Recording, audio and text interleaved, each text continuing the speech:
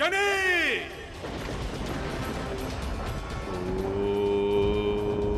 नमः शिवाय। बाहेर ये शनी। ओम नमः शिवाय। सर्व शक्तिमान रावण तुला बंदी बनवण्यासाठी आला आहे। जर आम्हाला ऐकू शकत असशील तर बाहेर ये, आमच्याशी युद्ध कर।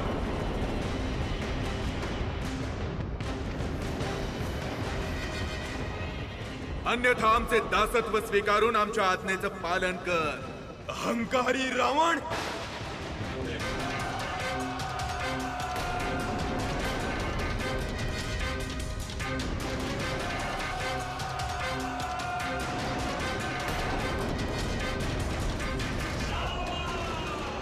एक दिवस तुझा हा अहंकार तुझा आणि तुझ्या या राक्षस कुळाचा विनाश करे। विनाश? लंकेश, रावणाचा विनाश कोण करेल? तू? आमच्या शक्तीपासून अबोध आहेस तू रावण। आमची वक्रदृष्टी पडण्याचा अर्थ विनाशच विनाश। तुझ्या भल्यासाठी सांगतोय, जा निघून जा। सूर्यपुत्र शनी तुला सावरण्याची आणि चूक सुधारण्याची एक संधी देत आहे।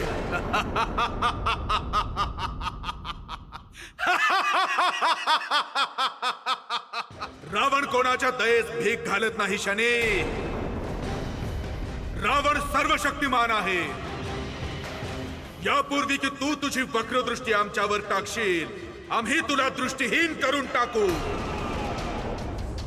म्हणजे भविष्यात तू तुझी वक्रदृष्टी कोणावरच टाकू शकणार नाही।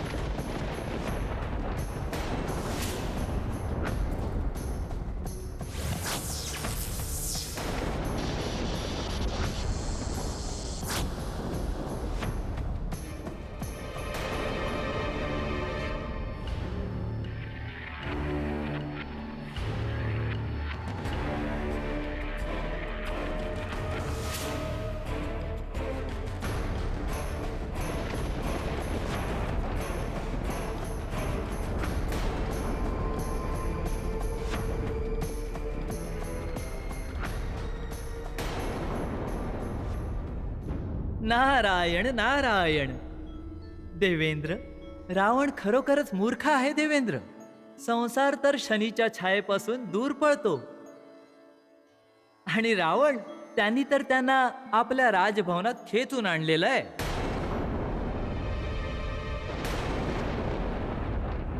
आता शनीची वक्रदृष्टी सदैव रावणावर राहणार देवेंद्र। नारायण नारायण।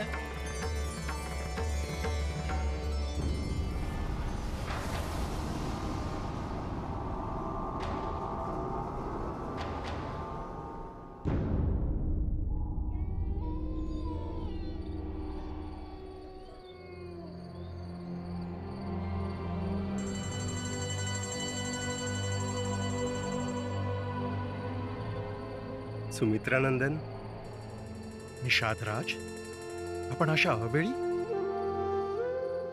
काय झाले? आपण दिवसभर आपल्या बंधूच्या सेवेत मग्न आहात. क्षणभर देखील विश्रांती नाही घेतली. मी विचार केला मी आपल्या स्थानावर पहारा द्यावा आणि आपण विश्रांती घ्यावी. ही तर आपली महानता आहे, परंतु मी तर माझ्या बंधूच्या सेवेचा पण घेतला आहे.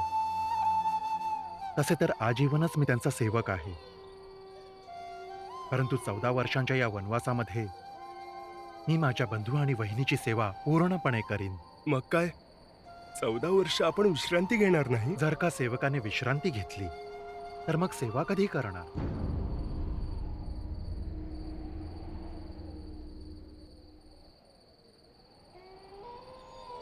आणि बंधू आणि वहिनीच्या सेवेत जे सुख प्राप्त होते ते विश्रांतीत कुठे मिळेल?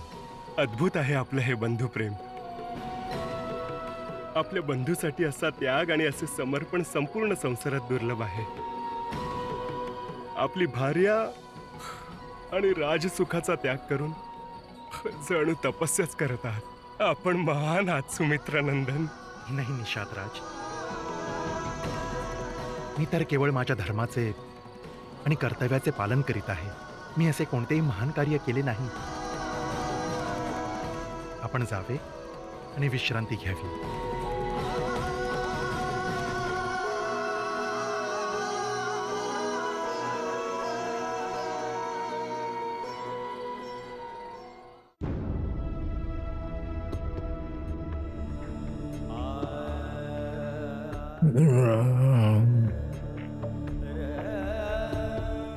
वैद्यजी, यांच्या स्वास्थ्यात काही सुधारणा? क्षमा असावी महाराणी. आता काही क्षण उरले आहेत. महाराजांचे श्वास शेवटचे क्षण मोजतात.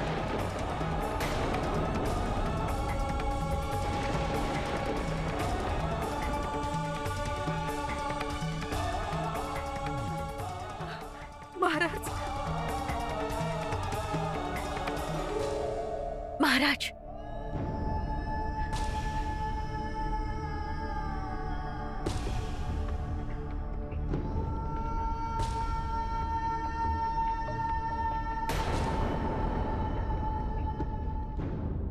थांबा तिथेच. तुमचा आमचा काही संबंध उरणार नाही. ना जीवनामध्ये ना मृत्यूमध्ये. निघून जा इथून. निघून जा इथून. महाराज, महाराज शांत व्हावे. आपले स्वास्थ्य ठीक नाही. शांत राहा.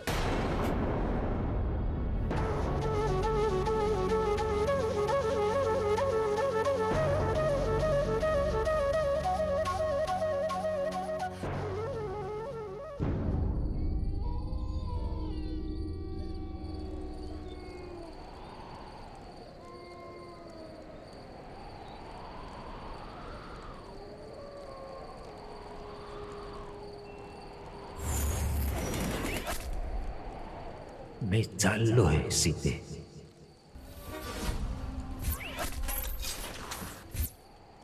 मला निरोप दे. तू कुठे आहेस? मी तुझी प्रतीक्षा करत आहे.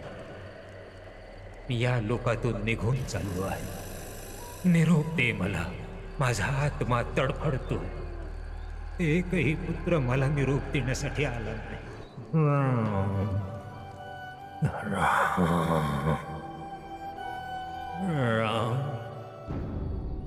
सीते, मी तुझी प्रतीक्षा करत आहे. तू कुठे आहेस? मला निरोप दे. मी तुझी प्रतीक्षा करीत आहे. मला निरोप दे. निरोप दे मला. या लोकातून चाललो आहे. मला निरोप दे सीते. एकही पुत्र मला निरोप देण्यासाठी आला नाही. राम.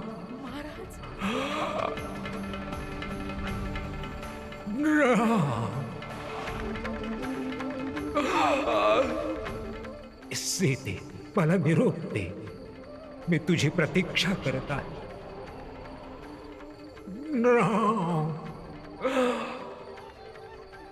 माझा आत्मा तडफडतोय. एकही पुत्र मला निरोप देण्यासाठी आला नाही. माझा आत्मा तडफडतोय. सीते, निरोप दे मला. मला निरोप दे. ज्यामुळे माझ्या आत्म्याला शांती मिळेल. माझा आत्मा तडफडतो. माझा एकही पुत्र मला निरोप देण्यासाठी आला. राम राम राम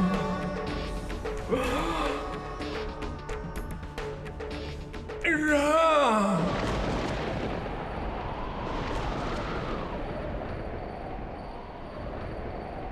पिताश्री नाही, पिताश्री. वहिनी, काय झाले वहिनी? काही नाही, काही नाही भ्राता लक्ष्मण, काही नाही.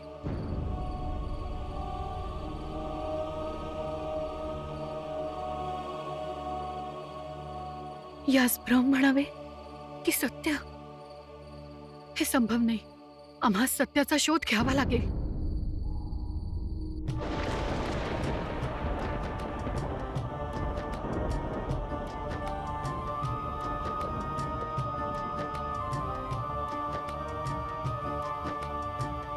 प्राण प्रिय सुत हो तुम्ही, हे रघुनंदन राम.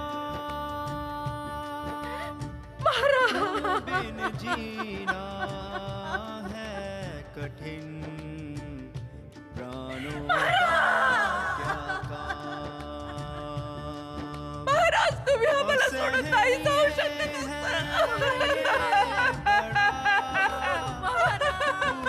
महाराज, डोळे उघडा. महाराज, महाराज, डोळे उघडा. महाराज,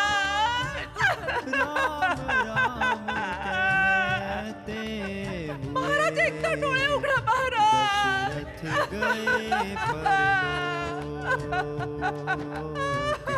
दशरथ गए परलोक.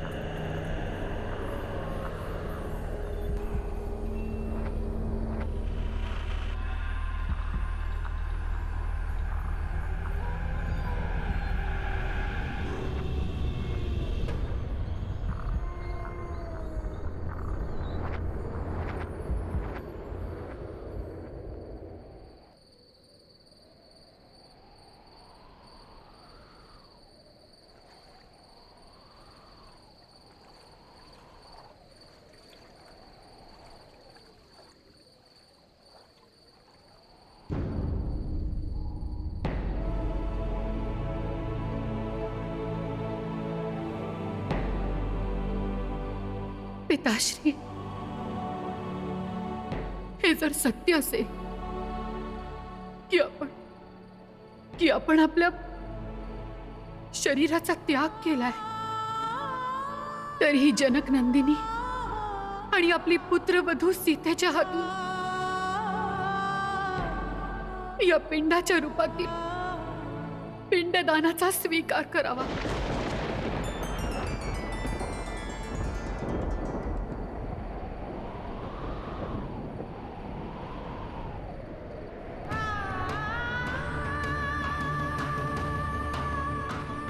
आपल्या आत्म्यास मुक्ती मिळावी हीच आमची इच्छा आहे.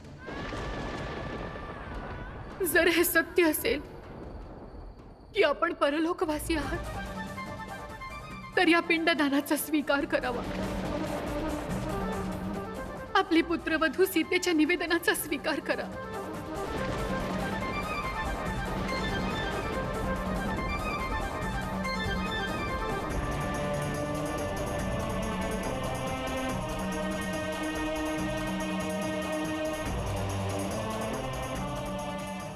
आमचा संशय दूर करावा पिताश्री. आम्हास काहीतरी संकेत द्यावा.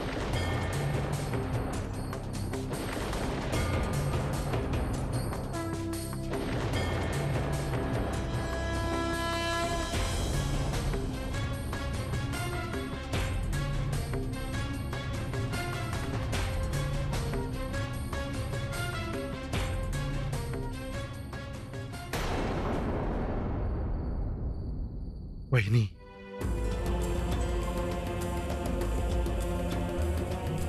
वहिनी,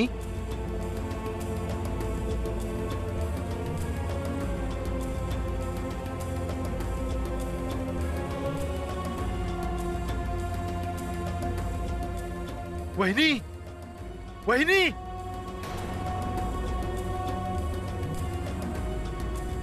काय झाले लक्ष्मण?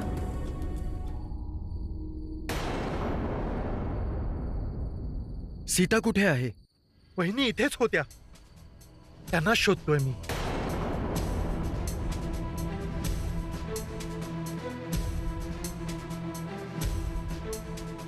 सीते, जर आपण परलोकात आहात तर या पिंडदानाचा स्वीकार करावा,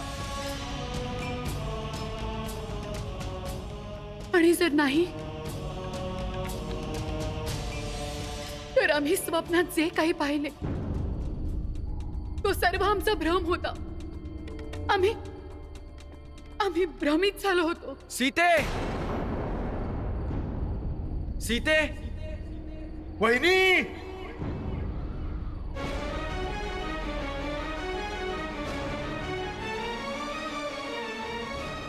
आपण आमच्या पिंडदानाचा स्वीकार केला नाही याचा अर्थ हाच आहे की आम्ही भ्रमित झालो होतो. आम्ही स्वप्नात जे काही पाहिले ते सारे असत्य होते, असत्य होते. आपण जीवित आहात पिताश्री, आपण जीवित आहात. विधात्या, हा आमचा भ्रम असू देत, आमचे स्वप्न असत्य असू देत, असत्य असू दे.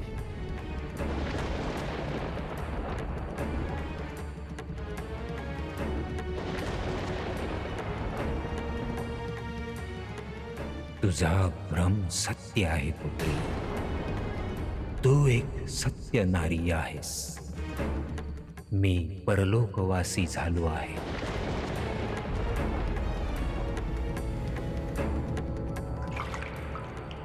ये पुत्री, मला पिंडदान कर. मी स्वीकार करतो.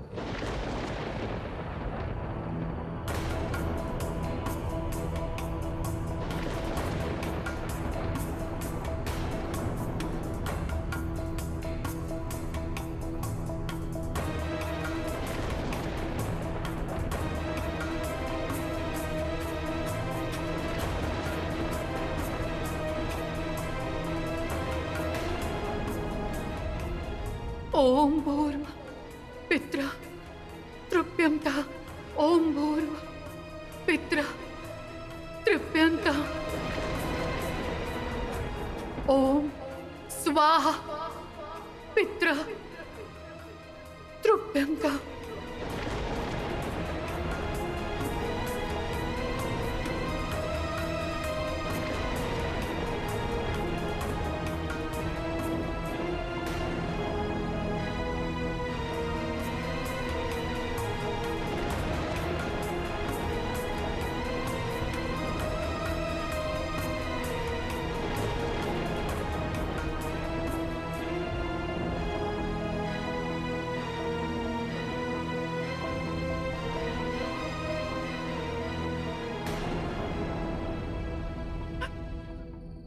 त्यांना हे सत्य कसे अवगत करून देऊ की पिताश्री आता नाही. आम्ही त्यांना शोकात कसे पाहू, कसे पाहू.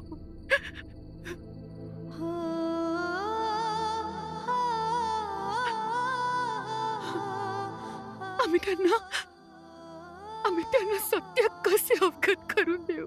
सीते, वहिनी,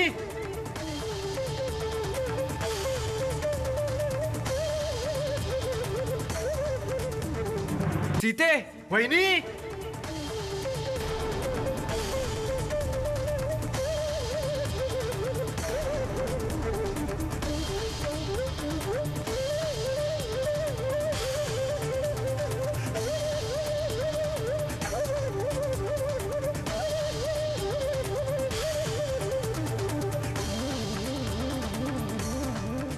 सीते, तू इथे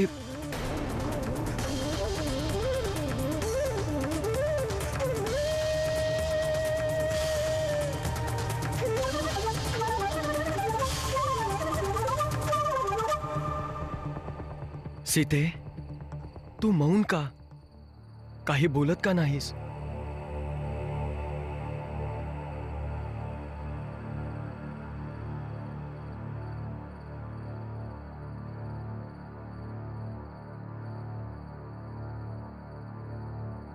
सीते,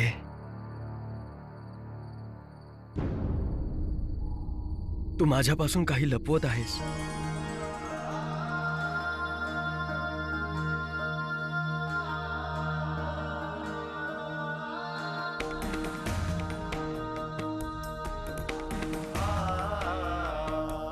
आपल्यापासून आम्ही कसे काही लपवू शकतो? आम्हाला आपणास आमचे दुःखद स्वप्न सांगायचे नव्हते. पिताश्री,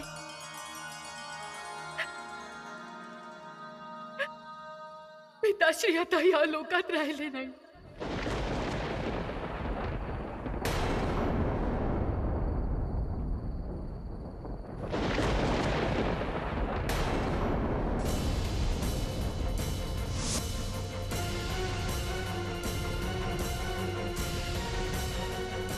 सीते, हो स्वामी,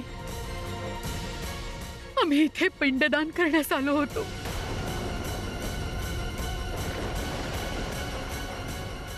आणि पिताश्रींनी आमच्या पिंडदानाचा स्वीकारही केला.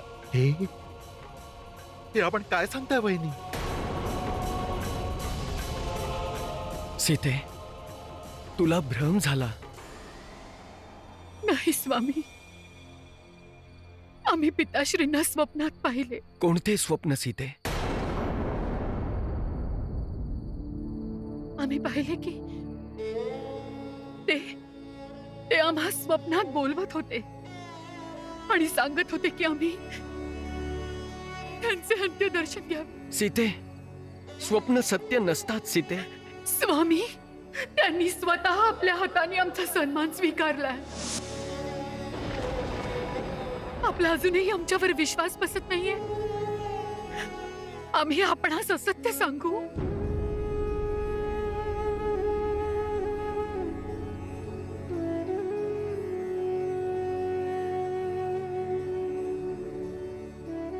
सीते, पुत्री, तुझ्यापाशी विश्वास देण्यासाठी 4 साक्षीदार आहेत. प्रथम साक्षी ही फाल्गुनी नदी आहे.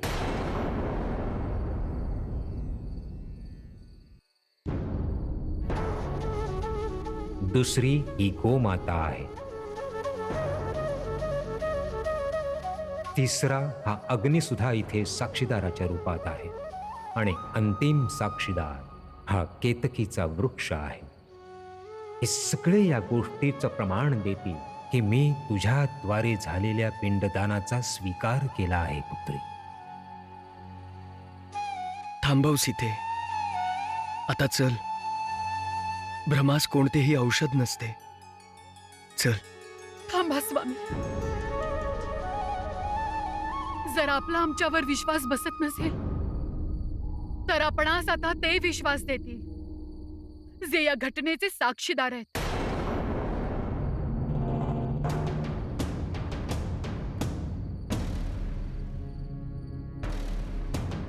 देवी फाल्गुनी, अग्निदेव, गोमाता, केतकी,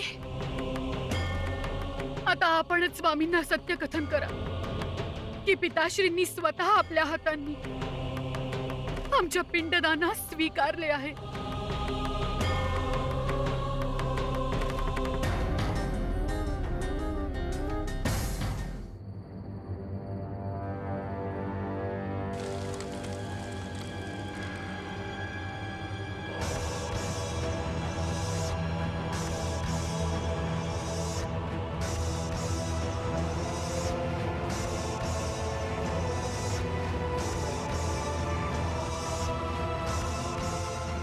चल सीते.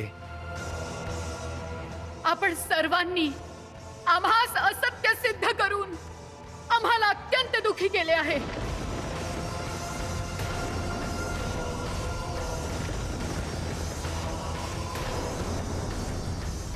आम्ही जनकनंदिनी रघुकुल वधू सीता आपणा सर्वांना शाप देतोय.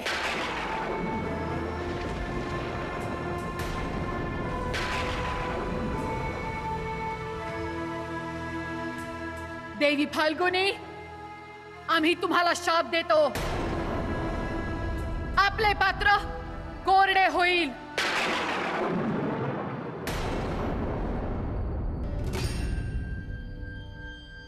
केवळ वर्षा ऋतूतच प्रकट होईल.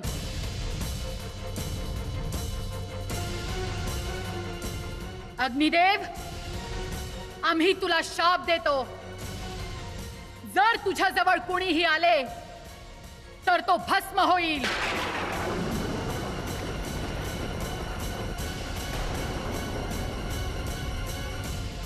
गोमाता, आम्ही तुला शाप देतो.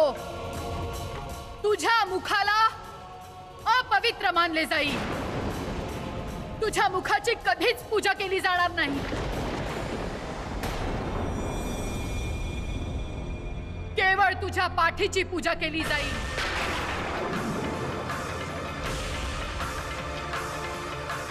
केतकी,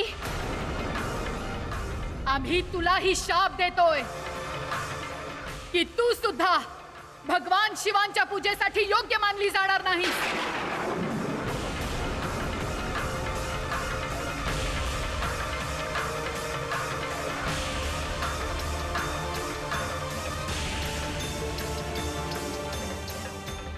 सीते,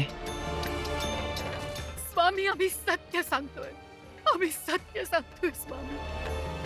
आमच्यावर विश्वास ठेव.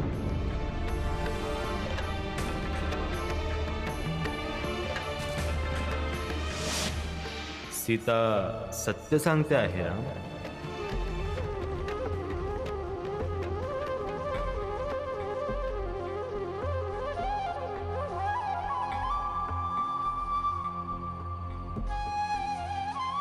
सीतेवर संदेह करू नका राम.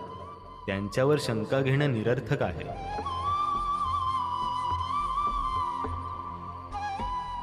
मी सूर्यदेव स्वतः त्या प्रत्येक घटनेचा साक्षी आहे श्रीराम. परलोकवासी महाराज दशरथांनी देवी सीतेद्वारे अर्पण केलेला पिंड स्वीकारला आहे.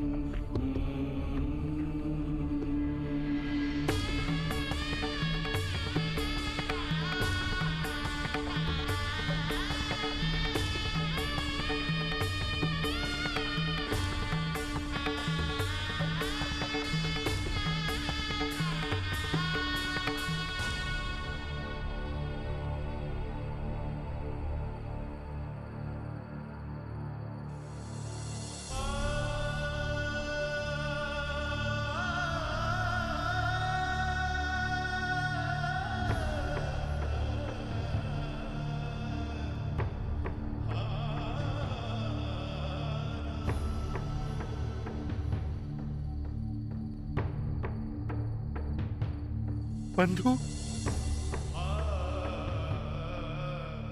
रघुवीर, रघुवीर,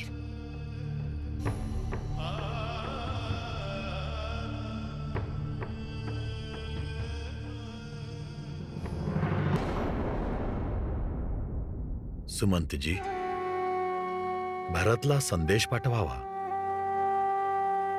आणि तो अयोध्येस परतून येईपर्यंत महाराज दशरथांच्या पार्थिव शरीरास सुरक्षित ठेवण्याकरिता उपाय करावा.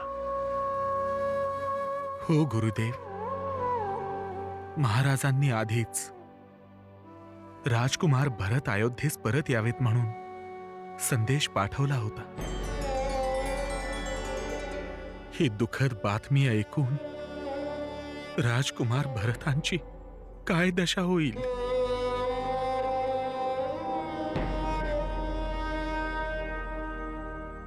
धीर धरावा सुमंतजी.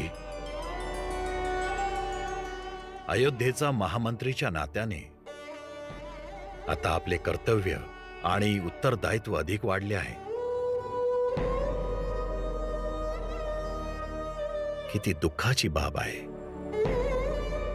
की महाराजांच्या अंतिम क्षणात 4ही पुत्रांपैकी एक देखील पुत्र त्यांच्या जवळ नाही.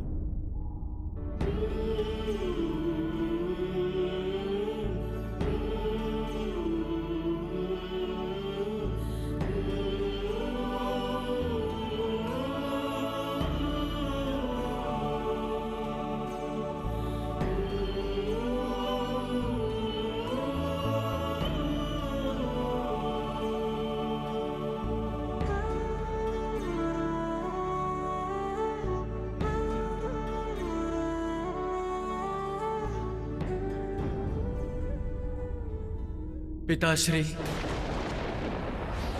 मला क्षमा करावी पिताश्री. मी आपला दोषी आहे. माझ्या वियोगात आपण आपले प्राण त्यागाल ह्याची तर मी कधी कल्पनाही केली नव्हती पिताश्री. शोक तर ह्या गोष्टीचा आहे पिताश्री की आपले 4 पुत्र असून देखील आपला अंतिम संदेश ऐकण्यासाठी आपला एक पुत्र देखील आपल्या बरोबर नव्हता. एक पुत्र देखील आपल्या बरोबर नव्हता. एक पुत्र देखील आपल्या बरोबर नव्हता. मी स्वतःला कधीच क्षमा नाही करू शकणार पिताश्री. कधीच क्षमा नाही करू शकणार.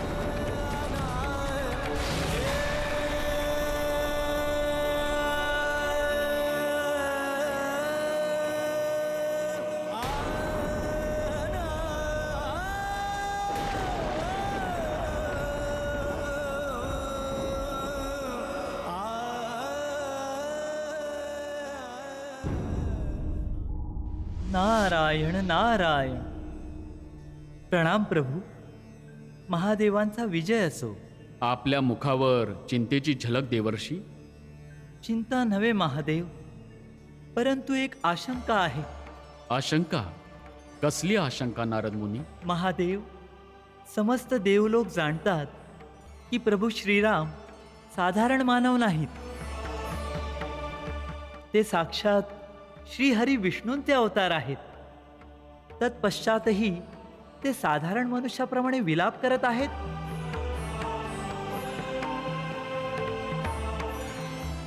त्यांना मृत्यूचे रहस्य ज्ञात नाही का? आपण हे का विसरत आहात देवर्षी की प्रभू रामांनी मानव रूपात अवतार घेतला आहे आणि त्याच रूपात त्यांचे संगोपन झाले. आणि जर ते आपल्या पित्याच्या मृत्यूने दुःखी असतील तर आपणास आशंका का होत आहे नारद मुनी? त्यांचा तर जन्मच मानवी लीलांसाठी झाला आहे. नारायण नारायण. महादेव, त्यांच्या दुःखाने दुःखी होऊन मी त्यांचे रहस्य विसरलो होतो. मला त्यांना या अवस्थेत पाहून दुःख होत आहे महादेव. आता आपणच सांगावे की मी प्रभू श्रीरामांची सहाय्यता कशा प्रकारे करू शकतो? आपण प्रभू रामांना त्यांचे पिता दशरथास मिळालेल्या शापाबद्दल सांगावे आणि त्यात लपलेली त्यांच्या मृत्यूची कथा प्रभूंना सांगावी. याने त्यांना जाणीव होईल की ही घटना टाळली जाऊ शकत नाही. उचित सांगितलेत आपण महादेव. मी आत्ताच या कार्यास प्रस्थान करतो. नारायण नारायण. आम्हाला सोडून जाऊ नकोस राम. नको जाऊस राम. राम राम राम. नारायण नारायण.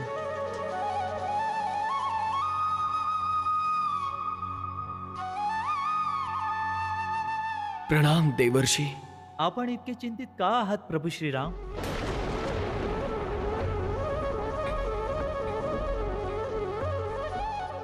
आपण कोणतीही चूक केलेली नाही, ज्यासाठी आपण क्षमा मागावी. आपण प्रयत्न करूनही आपल्या पिताश्रींना मिळालेल्या शापापासून मुक्ती नाही मिळवून देऊ शकत. श्राप? कोणत्या श्रापाविषयी बोलत आहात आपण देवर्षी? प्रभू, ही खूप काळापूर्वीची गोष्ट आहे, जेव्हा महाराज दशरथ स्वतः युवक होते. तिरंदाजी करण्यात त्यांना खूप रुची होती आणि शब्दभेदी बाण चालवण्यात चारही दिशात ते प्रख्यात होते. प्रभू, एकदा वनात सावजाचा शोध घेताना ते खूप दूर निघून गेले.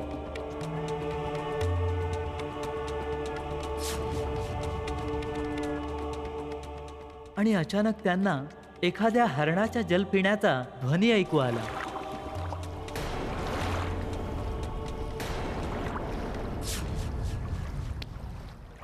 आणि त्यांचा सावजाचा शोध पूर्ण झाला. ध्वनी ऐकून त्यांनी लक्ष साधले.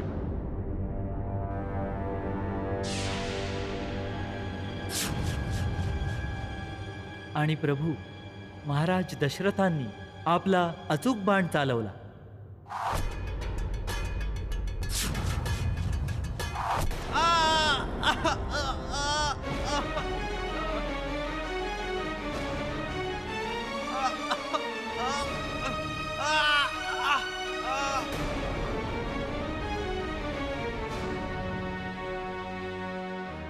परंतु अनर्थ घडला प्रभू.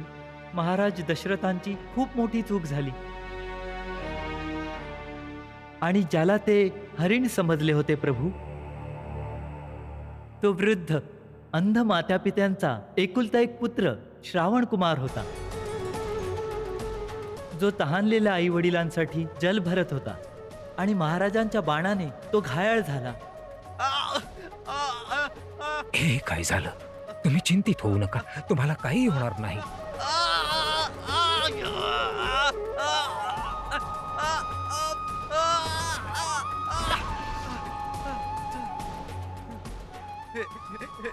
हे जल माझ्या माता पित्यांपर्यंत.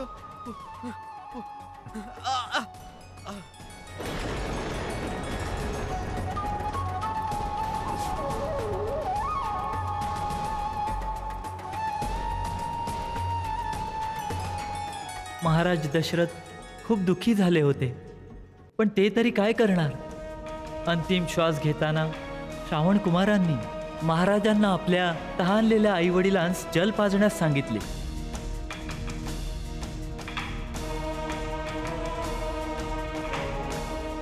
आलास का बाळ? इतका उशीर का झाला? आता त्वरित जलपाज, तानेने व्याकुळ झालो आहोत. आधी आपल्या मातेला दे, मग मला दे.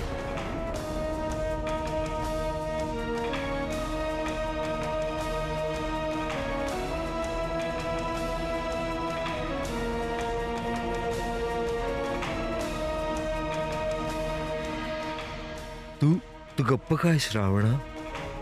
तू ठीक आहेस ना बाळा? श्रावण, जोवर तू बोलणार नाहीस तोवर आम्ही हे पाणी पिणार नाही. काय झालं श्रावण? सांग. तू ठीक आहेस ना बाळा? माझ्याकडून चूक झाली, जीवनातील सगळ्यात मोठी चूक. तुमचा पुत्र. काय झालं श्रावणाला? काय झालं माझ्या बाळाला? आणि तू कोण आहेस? तुमच्या पुत्राचा अपराध आहे. अयोध्या नरेश दशरथ. तुमचा पुत्र माझ्या हातून मारला गेला.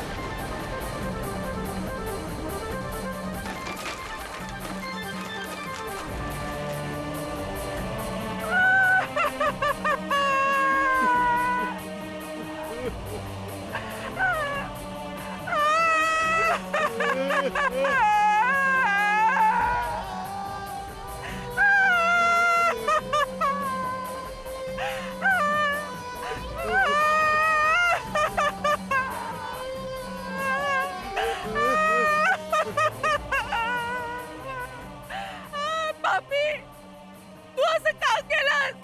काय वाईट केलं होतं माझ्या श्रावणाने तुझं? काय वाईट केलं होतं माझ्या पुत्राने? अरे तू मला मारायचं, आमचा वध करायचा. तू त्याच्या सोबत 3 लोकांचा वध केलायस.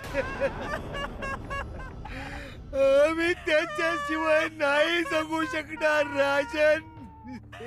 आम्ही तण पडून आमचा जीव देऊ. अयोध्यापती दशरथ, मी श्रावणाची आई आहे. आपल्या मायेच्या शक्तीने मी तुला एक शाप देते.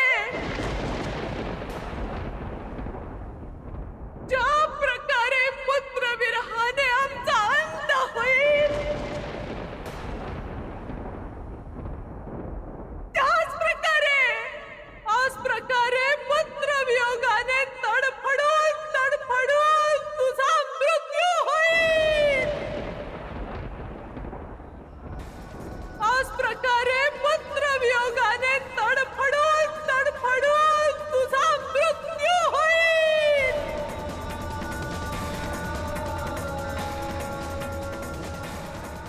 म्हणूनच प्रभू, अशा प्रकारे अयोध्यापती दशरथ अंध मात्यापित्यांच्या शापामुळे मृत्यूस कारणीभूत ठरले. प्रभू, आता आपण वियोग त्यागून आणि साक्षात महादेवांच्या आज्ञेने आपल्या पिताश्रींच्या मोक्षाकरिता पिंडदान करण्यास प्रस्थान करावे.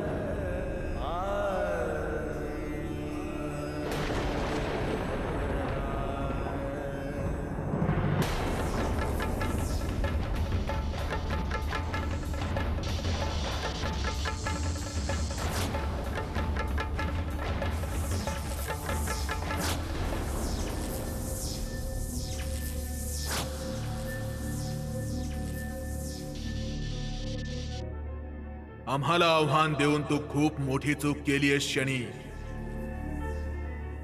आम्ही त्रिलोकपती रावण आहोत. आमच्या शक्तीसमोर सृष्टीतील कोणत्याही शक्तीचा टिकाव लागू शकत नाही. हा तुझा अहंकार आहे लंकेश. खोट्या आत्मविश्वासाने तुला भ्रमित केलंय. ज्या शक्तीवर तू इतका अहंकार करतोस ना,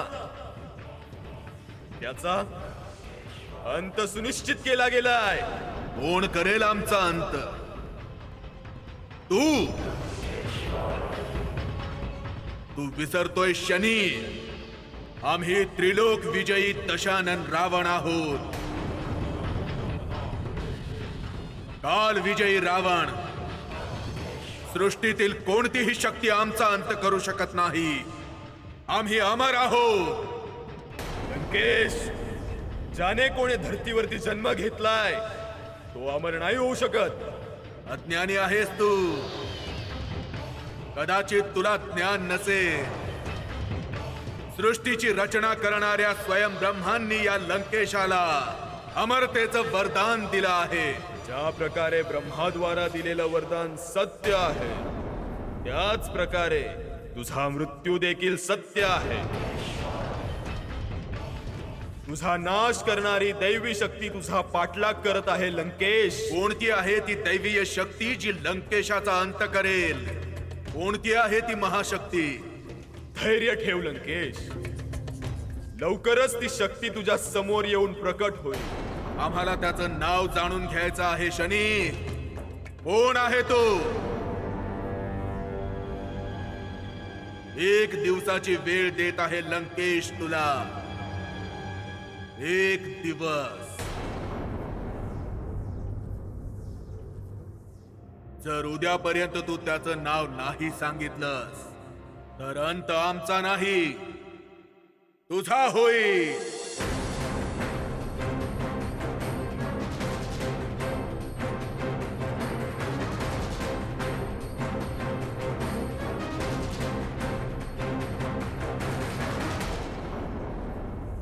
अंत तुझाच होईल लंकेश, कारण जो तुझा विनाश करण्यास येत आहे तो अनंत आहे.